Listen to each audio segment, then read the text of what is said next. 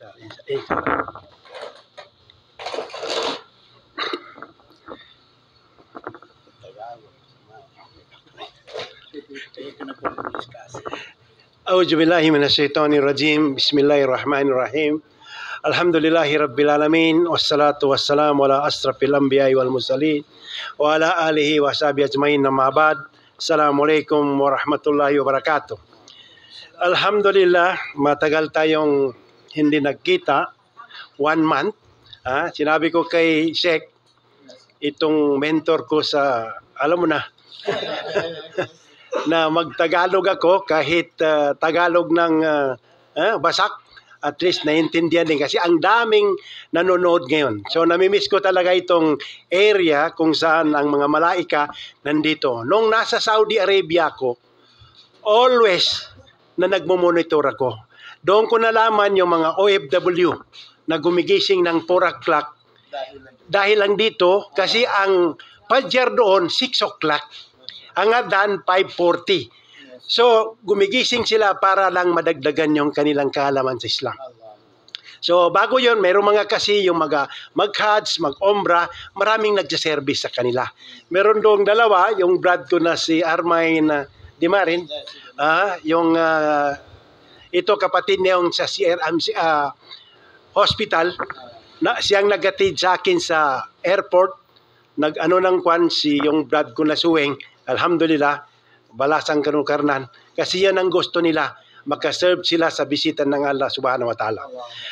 Ang nakakalungkot itong pag-umrah namin, doon ko nakita yung sa pagmamahal ng anak sa magulang, magulang sa anak. Meron tayong kasama dito, pag naalaala ninyo. Kasi ang dami na nating kasama dito, na umuwi na, hindi na babalik. Isang jamaah ko na si Engineer Dong Anayatin. Nagsabi siya na pagbalik namin mag-attend siya. Ngayon, hindi na nakarating sa bahay, nakadiretso ng hospital at namatay nung isang araw. Ang lakas niya, nandito pa rin mga picture niya. Subhanallah, yung mga 3 ulama doon sa Madina, binigyan pa niya ng pera para magasto nila. Sabi ko, iduwan nyo si Sir. Kasi may karamdaman na. Subhanallah. Sabi niya, hindi natin pwede i-postpone, datusek. Sabi ko, Sir, nakabayad na tayo, papunta tayo, magtotoba tayo. Sabi niya, sige, kahit ano mangyari. Si Sheikh na ito, hinahanap ko, sa Facebook ko lang nakikita. Kasi ang daming tao na nag-uumbra ngayon, dahil alam nila ang mundo malapit na. Dahil makita nyo lahat ng bundok doon sa Saudi Arabia, pati deserto, 600% from August to December ang paging green niya. Na yun ang sabi ng Prophet Muhammad, pag itong lugar na ito maging greenish, pati river, may mga tubig na, prepare for the judgment day. So, si Sir Dong, sinabi ko sa mga giyama ako, na kung ganito ang taong mamatay, nagtauba, last ginawa niya, tapos pagbalik sa atin, hindi na nakarating sa bahay, sa ospital, namatay, tapos sakit niya sa tiyan pa, isang karakteristik na sahid, yung tiyan ang kanyang problema. So imagine, nagtauba, parang newborn, born again, hindi born again, alhamdulillah, so namatay siya, subhanallah. So itong week na ito, alhamdulillah rin, maraming nag-embrace din. Mayroon akong kaklase na 25 years, asawa niya hindi Muslim, pero yung anak niya, alhamdulillah, pinasahada namin. Kaya sabi ko, tatay nyo, maging masaya yan pag nag-ano ka. So alhamdulillah. So yung ano niya, asawa niya, hindi pa rin. Sabi ko, pag pumunta kayo, taga Bulacan dalhin nyo para mag-embrace na siya. Wala na siyang asawa na nandito naman si Ustaz. Kung pwede pa, may bakante. So, alhamdulillah. So, alhamdulillah, tungkol sa situation. Pero tama yung si Ustaz. Ang problema natin ngayon, yung inggitism. Naiinggit ka sa kapwa mo. Katulad si Ustaz. Gwapo siya. Tapos, alhamdulillah, huwag kang mag-inggit kasi yan ang binigay ng Allah sa kanya. Ano yung binigyan tayo ng blessing? Differently. Merong gwapo. Kasi hindi pwede parehas na lang gwapo. Kaya marami mabayot. Diyos ko day. Nakalaban ni Ustad yun. Alhamdulillah. So, ibig sabihin kung anong binigay sa'yo, magpasalamat ka. Alhamdulillah. Kasi pangsamantala lang ito. Nakikita nyo ang situation ngayon. Ipasok ko lang mamaya yung about sa umiiyak yung anak na matay. Tatay, anak, mamaya. Kasi dahil sa nangyari sa Gaza. Situation ngayon, until now, ito yung latest na data kung ilan nang namatay. Ang napatay ngayon sa Gaza, kasi ongoing pa rin yung rape, pati bombing. 24,480 na namatay. Out of that, 11,000 ang bata. And 8,000 ang mga babae. 7,000 missing pa rin. 62,200 ang injured. Ang napakasakit. Ang hospital gumagana, 2 na lang out of 35. Inuoperahan ang mga taong may sugat, walang anesthesia. La hawla wala quwwata illa billah. Kaya magpasalamat ka sa tubig. Hindi nila ina-allowed konti. Ngayon, ang latest na napakaganda. Tapos ang journalist, bago naman may pinatay sila. Ang journalist na namatay, 110 na. Ang United Nations workers, 300 plus nang namatay. Doktor, mga nurses. Pero hindi pa rin sila umalis. Pero sa side ng itong mga Yahudi, kasi merong last December na isang 19, na isang apartment, minasakar nila yung mga subhanallah, pinapakita nila sa kanilang pamilya. So iyong inipay nila sa International Court of Justice. Ang pinakamatapang na mga tao South Africa, sila yung nag-file ng genocide, apartheid, ethnic cleansing sa Israel. Ngayon, malapit na alam nilang guilty. Ang problema, the other day, nagsabi si Netanyahu, whatever the result, no one can stop us. Kahit sino, walang maka-stop.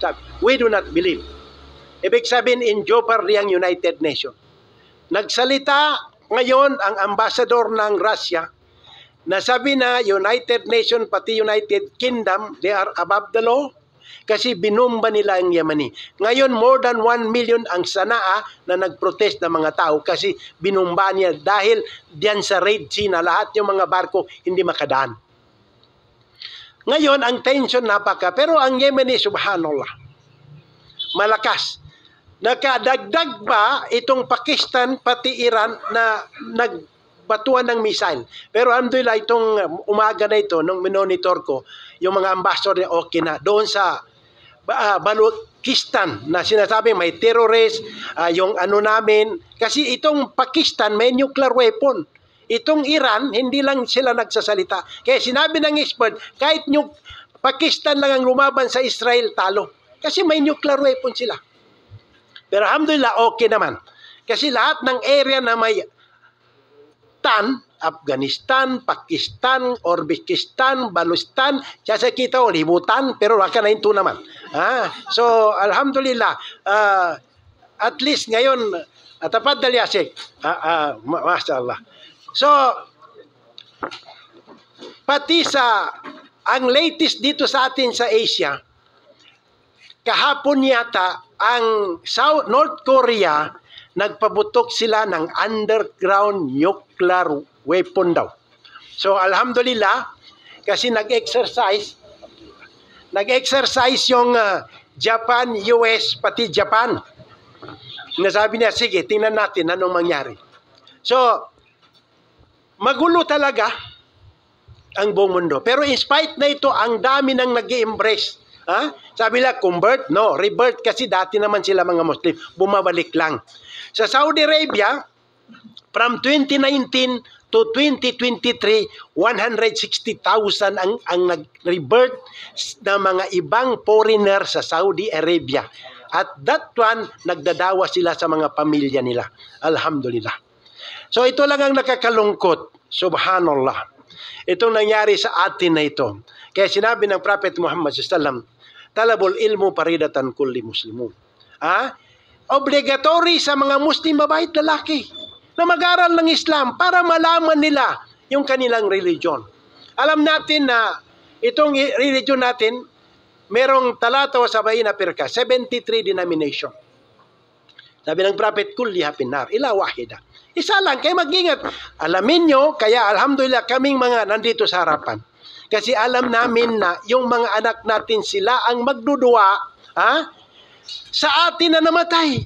Katulad halimbawa yung sabi ni Ustaz na istorya niya, na hindi pala kakapatid na yon. So delikado sa atin na baka may mamatay, meron silang anak sa labas. Pero alhamdulillah, legal naman. Hindi yung putok sa putok. Allahu Akbar. So, pero nakakaalata ako na talagang marami dito. Masya Allah. Kasi ang Saudi Arabia, yung anak ng king na yun, more than 100. Allahu Akbar. So, yun ang sabi ko. Pag-aralan natin, at the same time, merong day of resurrection, judgment, tingnan natin. Katulad itong nagdi-debate sa Kwan. Actually, hindi in-encourage ang debate sa Islam. Kasi kung matalo mo ang Christian, meron one time na dinawaan namin, nung sabi na, bakit yung iba siya magsalita? Iba kayo. Kasi kung halimbawa natalo mo siya, hindi mo naman napapasok. Ang sayo, wamaalay na ilalbalagol mo bin. Sprayed. Kung hindi naman maniwala, walang problema. Payuajibul na akbar. Grievous punishment nandoon sa kanila. Kasi manalo ka nga, pero natulak mo yung tao na dapat iligtas mo sila sa imperno. Kasi sabi ng Prophet Muhammad SAW, pag ang tao na nakikinig niyang Islam at hindi naniwala, wala silang destination except hellfire. Imagine that. So itong nangyari dito sa Gaza. Subhanallah. Yung mga tatay magulang, pinuprotektahan ng kanilang mga anak dahil dito sa ginagawa sa kanila. Biro mo, libingan na yan Tapos binubuldos pa rin ng mga IDF. How they have not respected. How on earth, sabi nila, na itong mga tao. Hindi kailangan Muslim ka. Tao ka lang, human lang, maawa ka. Kaya ang daming ngayon na nagprotest. Mula December, ngayon lang nag-usap si Biden pati si Netanyahu kahapon. Kasi may rape, kasi hindi na talaga. Ngayon nagpo-protest sila sa Tel Aviv. Yung napunta natin. Ang dami ngayon. Gusto nila, kasi gusto nilang mga Jew.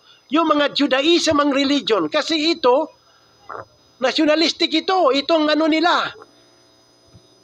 Hindi yan, kasi lahat ng mga yan galing sa ibang bansa. Hindi yan Jew na original. Galing sa Poland yan, Belarus, Russia, Romania, lahat yung mga leader sa war cabinet. Kagabi, nag-away-awan na sila. Dahil sa hostage na 139, nandun pa. Yung American citizen na Muslim, doon sa Ramallah, binaril ng IDF. Kaya tumawag si Biden na iba ito. So, ang request nila, yung State Department, magkaroon ng two-state. Kasi nakikita nila yung hindi na talaga genocidal, pinapatay lahat ng tao diyan. Sabi na, dito kayo. Tapos, yun ang safety, binubumbaan naman nila. Ito sa West Bank, occupied. Jenin, Ramallah, napunta namin Hebron. Every day yan, 24 hours, tinirelease. Alam nyo na, yung na-release, 100 lang. Inirelease. Ngayon, ang bilanggo, nakuha nila 6,000 plus. Mula October 7. Malapit na mag 4 months. Sa February. Tapos bahay niyan, ubusin nila yan. Tapos yung kalsada, mayroon silang bulldozer. Kasi dami rin nila namamatay. Kasi kalaban nila ghost. Alhamdulillah, kaya sila mga tao doon, Allahu Akbar. Yung pagmamahal ng anak, yung tatay sa magulang. Biro mo, mamatayan sila ang cover. Subhanallah. Kaya tama yung sabi niya. Kaya pinag-uusapan ng pagmamahal sa magulang. Subhanallah, kasi marami ngayon hindi mahal ang magulang. Mas lalo na kung professional na. Tama yun, kaya medyo emotional ako pag magulang ang pinag-uusapan. Biro mo, katulad nun. Tapos meron ngayon na kung halimbawa may asawa, mas mahal yung asawa kaysa magulang. Sa totoo lang, merong makitang ganyan. Merong isang lalaki, si Alkama, time ni Prophet Muhammad SAW. Naghihingalo ngayon. Hindi siya mamatay-matay. Sahaba yun Tapos sabi ni Bilal, pumunta kay Prophet Muhammad. Sabi, si Alkama, sabi na hindi mamamatay-matay. Sabi na, bakit? Sabi na, hindi. Sabi, buhay pa ang magulang. Sabi na, nabubuhay lang nanay. Tapos tawagin yung nanay niya. Sabi niya, Prophet, matanda na. Sabi na, pag hindi pumunta, ako ang pupunta. Pumunta ngayon yung nanay. Pagdating kay Prophet Muhammad sallam, sabi ni Prophet, kumusta ang pakikutungo mo ni Alkama sa'yo? Sabi niya, si Alkama, sabi niya, hindi ko tinatanong yung religious siya, pakikitungo. Sabi niya, kaya sinabi niya, si Alkama, nagdarasal, nag-hajj, nagpa-fasting, mabait. So sabi ni Prophet Muhammad, Ginang, tinatanong ko yung pakikitungo. Sabi niya, mula nung nakapag-asawa siya, iba na ang turing niya sa akin.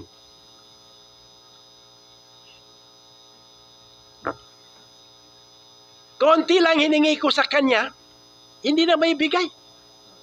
Pero yung asawa niya, kahit anong hiningi niya, ibibigay. Sabi niya, mapatawad mo ba si Alkama? Hindi nagsasalita yung Ginang, kasi binatagtang tao rin ang nanay natin. Sabi niya, Ginang, tinatanong kita, kung mapatawad mo si Alkama, hindi nagsasalita. O ning nagsasalita, sabi niya sa mga sahaba, kumuha kayo ng kahoy, yung dried na kahoy. Ipunin niyo dito. Sabi ni Ginang, sabi, anong gawin sa kahoy?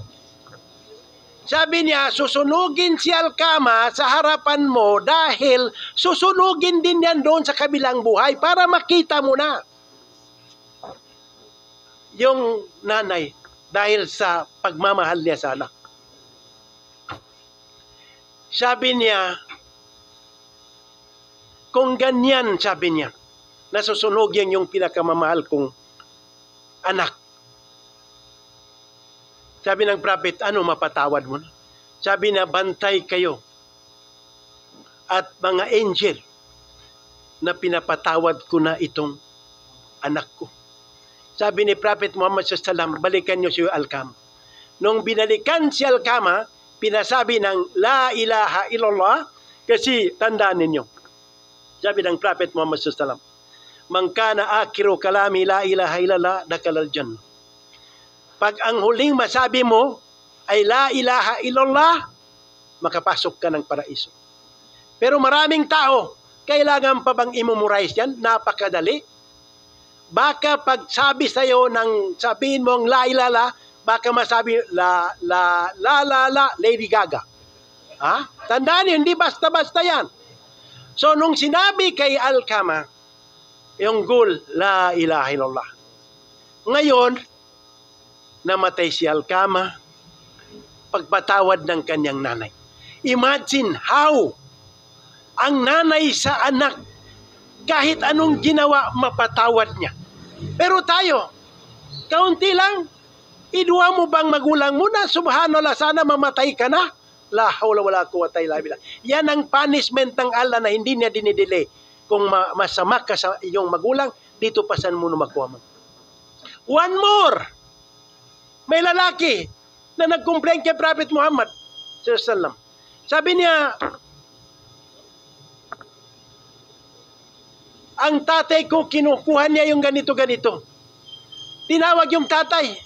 Sabi na, totoo ba ito? Sabi ng anak mo na kinukuha mo daw yung mga ari-arian. Sabi niya, may karapatan ba ang tatay sa anak? Sabi niya, meron. Sabi niya, nung bata siya, binata, walang trabaho, lahat binibigay ko sa kanya. Ngayon sabi niya, malaki na, ako naman ang matanda, kinukuha ko lang yung para sa akin. Hindi na mabigay. Ang Prophet Muhammad SAW napahiyak nung narinig niya. Sabi na, ikaw lalaki, tandaan mo, ang ari-arian mo, ikaw pagmamayari ka ng tatay mo. Subhanallah. Pero ngayon, subhanallah, may pera, hindi niya mapakahad sa kanyang nanay. La hawla wala quwwata. Mabuti pa magbili ng latest. Ha? Kaysa ipaano niya. Pero anong hingi ng nanay? Ay asawa. Ha? Kasi BTA siya. Ha? Ibibigay sa asawa. Pero sa nanay, wala. Subhanallah. Al-jannatu ummahatikum. Paradise lies under feet of your mother. That is the reason ang mother especially, 3 times sinabi ng prophet na may right sa'yo. Sino may karapatan? Your mother. Sunod, your mother. Sunod, yung mother. Pag-apat pa ang tatay. Kasi katulad sinabi, kahit umulan yan, umiiyak, alisan ng pampers, ang tatay, kurutin pa yung anak. Pagtarik ka rin nan. Inunta kinombaw na subgadi mga ruto. Allahu Akbar. Beto mo ito? Allahu Akbar. Kasi ata magkedya. Ka-expert. Sabi sa ating kakwatan. Allahu Akbar. So imagine, so habang kayo na mayroon pang magulang, mahalin nyo. Magsisi kayo kasi mag-away kayo ng asawa nyo, mayroon kayong diferensya, doon kayo pupunta sa nanay nyo. Hindi talaga, kahit gano'ng kasama magulang mo, pupunta ka doon. Subhanallah. Kaya habang mayroon kayo, maramdaman nyo yan pag wala na. So, alhamdulillah, nakita ko si Ustads. Ayaw kong ubusin. Marami pa. Kasi mashallah, na mahirap na kaya yung puto niya, mashallah. Baka sabi natin yung karong ka. Allahu Akbar. Kasi alhamdulillah, hindi ko rin. So ang last dito, huwag tayo magkumpiyansa sa pagdua sa mga kapatid natin doon sa Gaza. Kasi ang gera ngayon medyo nag-widen na sa Hezbollah, sa Lebanon. Tapos itong North Korea rin, medyo kay parang iba na daw ang United Nations. Nag-ano sila ngayon na talagang double standard ang nangyari. Pati mga citizen ng US, nagigising na rin ngayon na subhanallah, dapat sa atin na magdua lang palagi. Kaya yan lang ang makaya natin magdua. Pati dito sa atin na alhamdulillah, sana hindi na maulit, kaya mabuti yung may nangyari dito, na wala tayo dito katito kagobar. Alhamdulillah, tingnan mo si Umar, radiyallahu anha, nung sinaksak siya ni Majusi, sinabi niya nung naka-imaman sa kanin, sabi niya, tinganan to ba? Sino yun? Sabi niya, yung Majus. Sabi niya, alhamdulillah, kaya hindi siya Muslim. Kahit namatay ako, hindi Muslim ang nakapatay sa akin. Kasi tito kagkukum sa gemoli. Kaya ginakami ito, alhamdulillah, habang nabubuhay tayo, itong isang 4 hours lang na ito, ilaan natin dito, kaya isa naman ang naalis ngayon, baka hindi kayo magbalik, kaya baka ako namang maalis sa sunod, yung si Serdong, subhanallah, malakas talaga, hindi ko makalimutan, kami, nagtauba, sabi ko, sana ganito tayo, mamatay, last hour, yung dates natin maganda. So, 4 hours lang, kasi alam natin na ang mundo ngayon, everything nandito na yung minor sign, inihintay na lang natin yung major sign. So, hindi natin anytime, kasi yung mga billionaire ngayon, sila Mark Zuckerberg, yung sa FB, Elon Musk, yung gumagawa ng mga satellite, gumawa na sila ng bunkers, nuclear bunker. Si Mark, naka 6 months, 100 million ng bunker niya, akala niya hindi siya mamatay, kaya papasok doon. Ibig sabihin, something wrong within this 2024. At the same time, yung World Organization, riniramahin ko kayo, kaya meron namang panibagong pandemic na lalabas by May. So kung ako sa inyo, may pera kayo, mag-ombra na kayo, mag-hats na kayo, kaya kahit doon tayong matabo, problema kaya hindi na tayo maglakad-lakad ba ng malayo. Kasi 9,700 kilometers mula dito hanggang Saudi Arabia. Magdastampan sa langit, hindi marunong maglangoy, katulad ko, makalilo sa ginawa. So, may advice, brotherly, sisterly, yun ang kainggitan natin, katulad ng sabi ng Prophet Muhammad, dalawa lang ang kainggitan, yung mga taong nag-aral, ini-implement nila yung pinag-aralan nila, kasi yun ang pinaka-worst din, 5 takuluna mga latapalon, nasa chapter 61 verse 2 and 3, kaburamagtan indallahi antakulu mga latapalon, yung ginagawa mo, hindi mo, sinasabi mo, hindi mo ginagawa, huwag sabihin si Ustad ganito, si Ulama ganito, huwag nyo, kung lulukso ng impere, sasamahan nyo, no, meron kang isip, binigyan ng Allah sa'yo. Pangalawa, yung mga taong ginagamit nila yung kanilang mga pera, ang piko-pisabi nila, in the way of Allah. Katulad ni engineer nito, masala, yung asawa niya, masala, hindi biro ito every Saturday. Pero tingnan mo naman binibigay ng rich key sa kanila. Sasakyan lang ang pag-usapan. O kahit matulog yan na mag-ikot yan. Alhamdulillah. Dahil binibigyan sila ng Allah ng risky na hindi nila alam dahil gamit nila yung pera nila para sa Allah subhanahu wa ta'ala. Dahil kung yung namamatay, kung magising lang, yung si Sir Dong, maniwala kay sa akin, hindi na alis dito at hindi na alis sa masjid yan. Pero nandun ang Day of Judgment, sa kabila, yun ang waiting period natin. Yung iba nagsasabi, wala naman nakakita, walang bumalik. Tingnan natin kaating ang karon. Tingnan natin. Pag namatay ka yan, mabilag yung mata mo. Ingat, tingnan natin. So sa muli, alhamdulillah, nagkita tayo muli. At the same time, keep watching. At the same time, huwag niyong kaligtan itong every Saturday, malaking reward. Nandito kayo sa Lama-Lama na Sulga. At the same time, yung mga muhadir nyo, yung mga ustads nyo, hindi naman pangit, mga gwapo rin. Alhamdulillah, ma-inspire baka yung mga anak ninyo, sana magaya ito. Huwag lang ako, ka-engineer ko, ito silang mga ustad. Pero sa balbas, dito lang kayo maghingi na maging balbasaran yung anak ninyo kasi antibiotic. Subhanakallahumma hamdik, asyhadu an la ilaha illa anta, astaghfiruka wa atubu ilaik. Assalamualaikum.